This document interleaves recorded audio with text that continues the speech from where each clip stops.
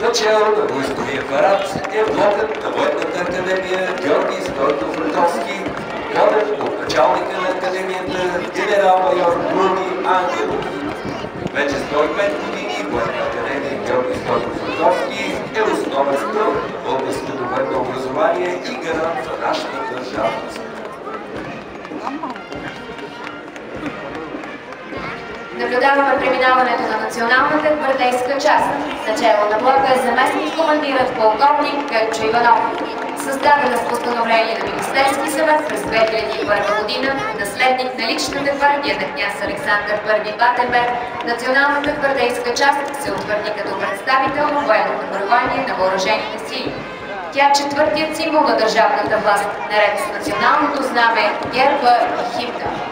Наблюдаваме преминаването на представителния блок на Националния военен университет Васил Левски. Водач на блокът е неговият началник, бригаден генерал Пламен Богданов.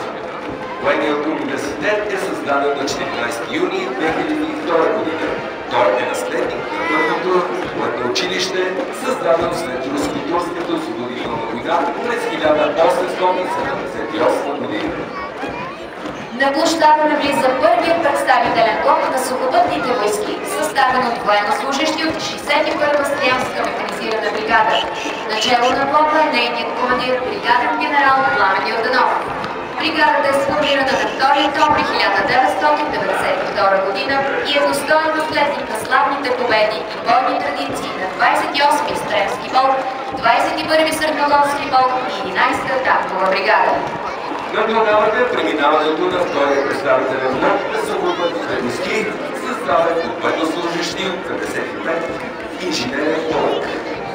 Начало на блокът е командирът на полка полковник Росен Арабаджиев. Полкът е инженерна част за бойна поддръжка на формированието на сухопътните войски за военно инженерно осигуряване. Начало на блока на военно-въздушните сили е полковник Филип Ценов, командир на база за специална техника. Блокът е формиран от военнослужещи от трите основни рода войски на военно-въздушните сили – авиация, зенитно-ракетни и радиотехнически войски. Представителният блок на военно-морските сили е съставен от военнослужещи от плавните борни и спомагателни кораби ВВС и се предвожда от техния командир, флотилен адмирал Мален Човеков. Флотилията е сформирана на 1 юли 2016 година и е наследник на славната морска история на двете военноморски бази Бургас и Варна.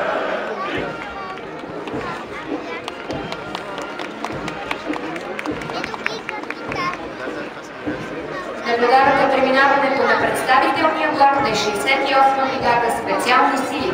Начело на блока е командирът на бригадата бригаден генерал Явор Матеев.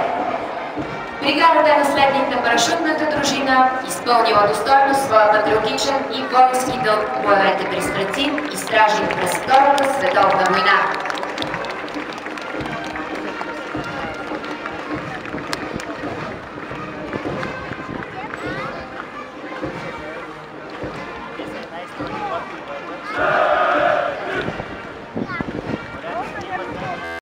Блокът участват и военнослужащите от Националния мобилен модул за комуникационни и информационни системи на НАТО. Формированието е наследник на славните традиции на 62-та въздушна бригада.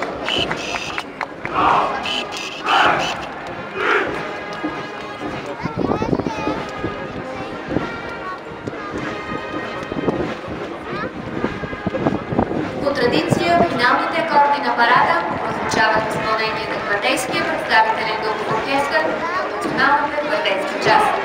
Главен диригент на българската армия и началник на оркестъра е майор Ради Радев. Гвардейските музиканти са лауреати на фестивали на военни оркестри в Германия, Унгария, Франция, Русия, Израел и Италия. Са носители на престижни национални